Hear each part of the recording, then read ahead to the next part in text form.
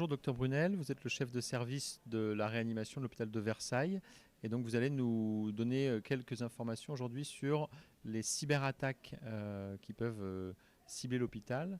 Alors une première question, c'est quand une cyberattaque survient, qu'est-ce qui se passe exactement ? Merci beaucoup. Nous,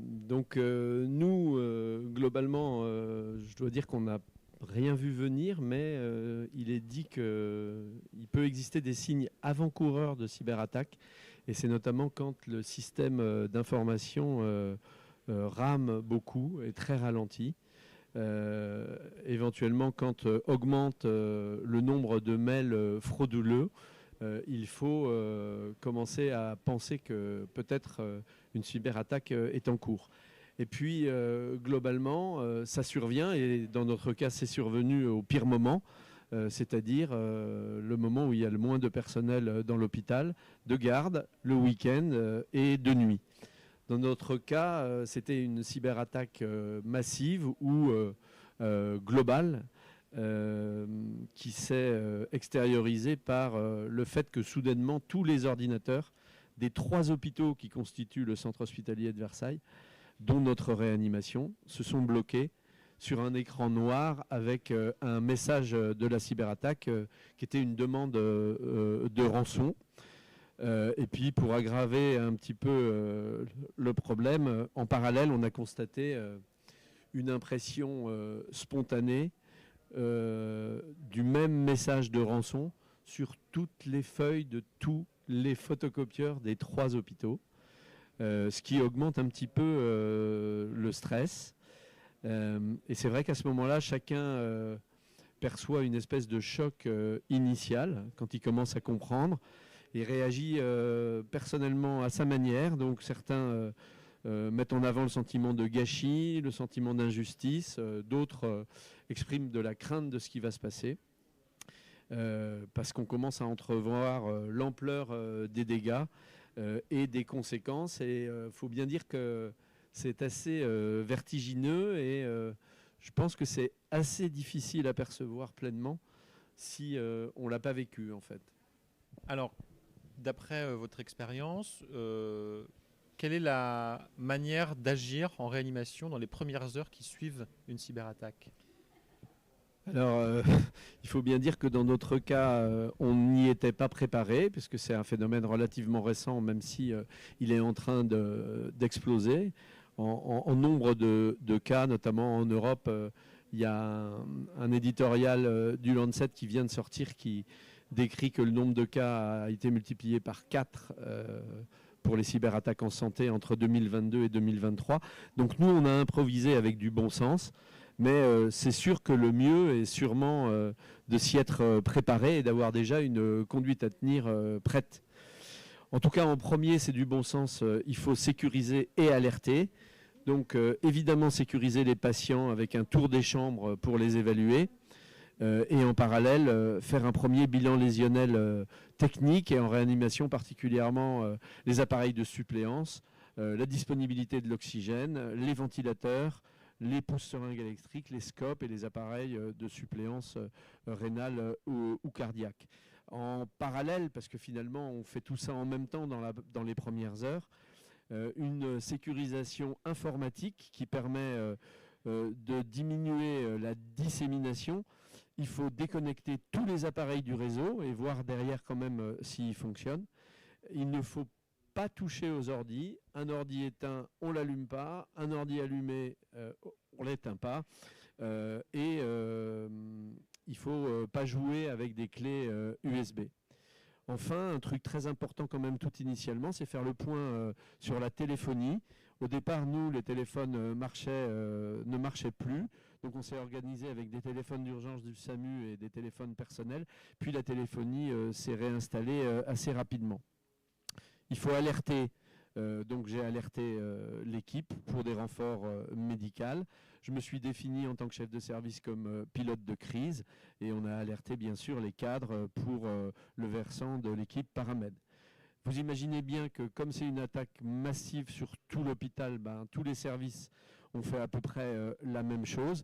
Et le directeur de garde a convoqué la nuit même de ce samedi une cellule de crise au niveau de l'hôpital. Donc le premier, c'était sécuriser et alerter. Le deuxième, c'est évaluer et organiser.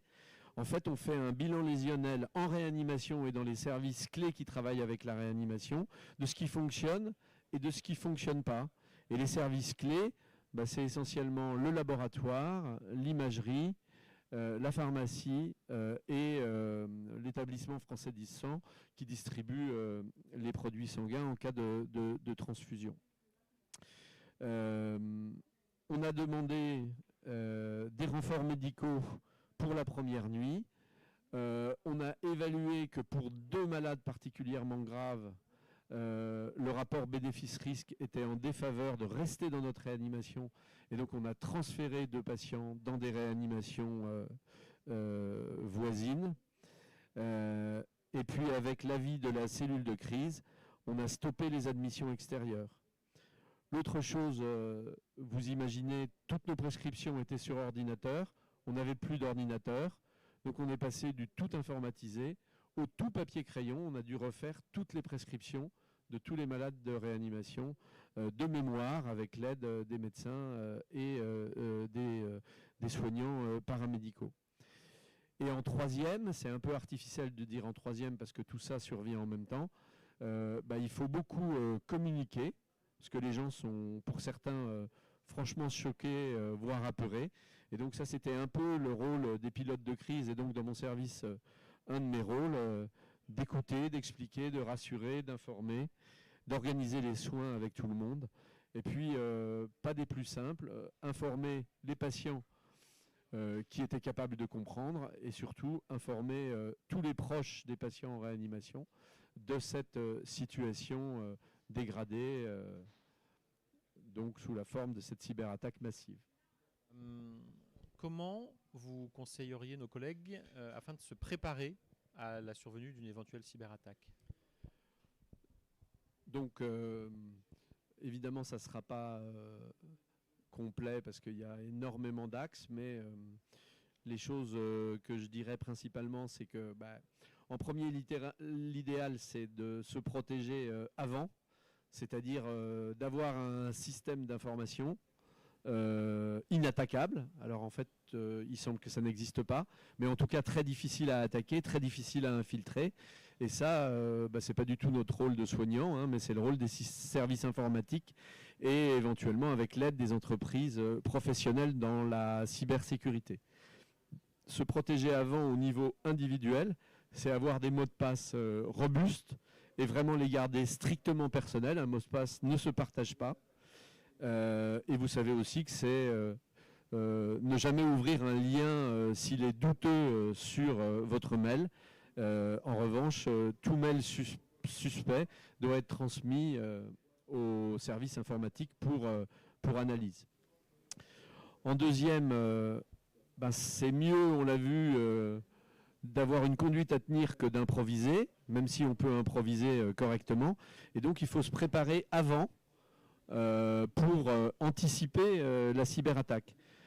Pour ça, il faut des référents identifiés service par service, un référent MED, un référent paramed, se constituer finalement un classeur cyberattaque qui comprend toutes les choses utiles en cas d'attaque en format papier, l'annuaire avec tous les numéros de téléphone, le dossier médical, type, les feuilles de prescription, les feuilles de surveillance, les feuilles de codage, les procédures du service, les comptes rendus type, les certificats de décès, etc.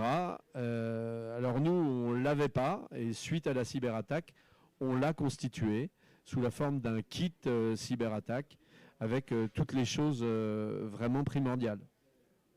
Et puis se préparer avant, c'est aussi avoir un mode d'emploi de qui fait quoi ce jour-là, et notamment le premier jour de la crise. Ensuite, c'est savoir quoi faire pendant la crise.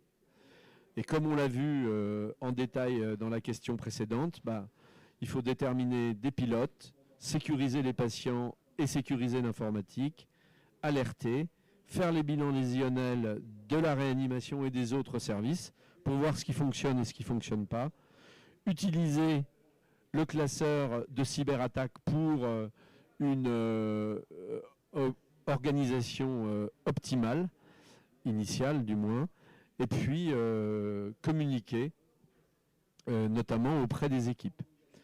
À ce sujet, l'assistance publique hôpitaux de Paris, en discutant avec nous au CH de Versailles et avec nos collègues du CHSF qui avaient eu à faire face à une cyberattaque quelques mois auparavant, la PHP a élaboré très récemment un plan de cyber-résilience qui reprend pour tous les services les mesures à mettre en place avant, donc pour anticiper, et à mettre en place pendant si une cyberattaque survenait. Merci beaucoup, Dr Brunel. Je vous en prie. Et j'en profite pour remercier tout particulièrement mon équipe pour le rôle qu'elle a eu dans cette cyberattaque qui était particulièrement exemplaire. Merci beaucoup.